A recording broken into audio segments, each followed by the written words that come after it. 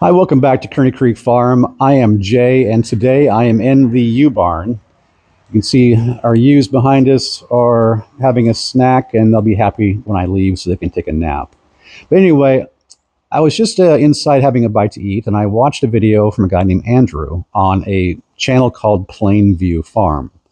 And he went over the three keys to success for small farming, and I thought he was totally accurate. But it made me think, what have I learned over the 5 to 6 years that we've been doing this ourselves?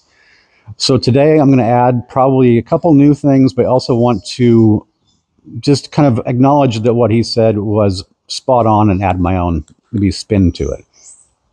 Number one is know why you want to farm. Do you want to be a more of a homesteader and provide for your family, maybe do some small farmers markets, or do you want to do more of a not large scale but more production scale so you can say sell to a butcher shop and stores and that kind of thing? So find your niche. What is your niche going to be?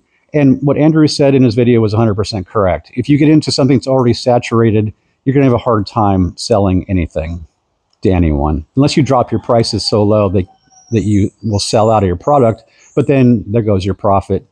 And for farmers, every little bit of profit, we don't make a huge profit off of these. We pretty much we make enough to provide for our next round of lambs, and then maybe a little bit more for, say, some kind of a capital project. Say we're going to replace something or add something, like add a new fence or something like that. So it's not like we're getting rich doing farming or being farmers, but it's just something that we enjoy.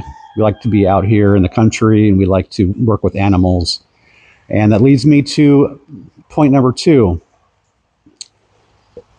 When we first started, we got all the animals. We had goats, sheep, horses, geese, turkeys, and ducks. I believe that's all of them. It got too much. And as we kind of learned, it was just taking up too much of our time. And we had to downsize something. So we downsized to sheep and chickens, and we do turkeys seasonally. That is number two, is start small, know what you want to do, and then ramp up from there. But if anything, just start. If you're waiting around for conditions to be perfect to start farming, if you have that ability, say your house is up for sale in the city and you find some property and you're like, how are we going to do this? I don't know anything about it. Just do it. I know it sounds stupid, and I know it sounds, well, that sounds easy. It was easy for you. No, it was not easy for us. We had to learn a lot in a short amount of time. It was like drinking from the fire hose, as they say. But there are a ton of books, a ton of videos, and you learn a ton just doing it.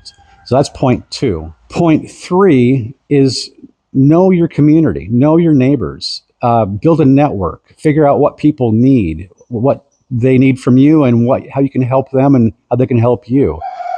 We've met so many people, and we're able to either help people or they helped us. As far as we had to have one of our pastures hayed this year. Well, we were running out of time, and I couldn't find anybody to hay one of the pastures. I don't have all the equipment. It's expensive equipment. We found a guy locally who came over and hayed our field for us, and it was wonderful. And he got a percentage of the hay. He got enough for his cows, and we have plenty for our sheep, so it was a great trade-off. We met a guy who builds beehives, and he needed some wool for insulating the walls of his beehives. So that was a creative thing I never heard before. We met a gal who takes scrap wool and she makes projects. She makes crafts out of them, and she made this beautiful, like a shawl type thing. And it was, if I can find a picture of it, I'll put it in here. But it's beautiful. But you have to network and know who needs what, and talk to your local butcher shops. Oh, I forgot. Going back to your niche, one of the niches we found, or is it niches? Anyway, one of them that we found was we got USDA approved, or however, we jumped through all the hoops to have our lamb processed USDA. That was a huge key right there to unlock a market. And that market being is now we were able to sell to butcher shops and stores, as well as our usual selling to customers off farm or on farm, sorry. But that's how we managed to find one of our largest connections, a butcher shop here in Washington State. And we pretty much just sell out every year, almost as soon as we get it back from the processor.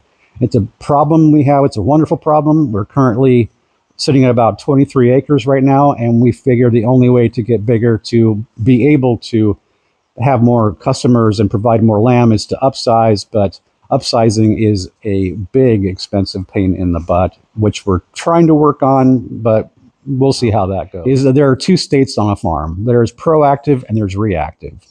And from what I've seen so far in my farming career, that about 90% is reactive. You're having to fix things when they break.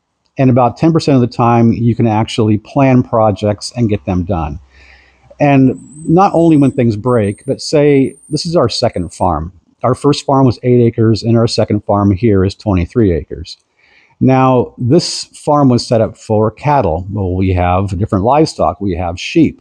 So the fencing was not adequate, so you have to go and fix the fencing to make sure your sheep don't get out, especially your lambs, because they're small and they can go underneath the barbed wire.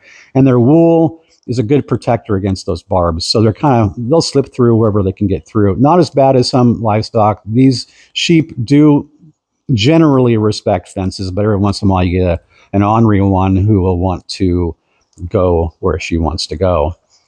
So that is something that is probably not talked about as much as it needs to be, is that there are a lot of things you just have to react to while you're trying to do your overall farming, is that it's going to be a battle just to fix, but also be able to have those larger projects, like say you're going to build a new outbuilding, or you're going to re-roof a building, or you're going to do irrigation, or you're going to do some extra fencing. Maybe you're going to add a pasture or something. I think that was about all I wanted to cover for today. Again, check out Andrew over at Plainview Farms. Like I said, I'll link it in the description below.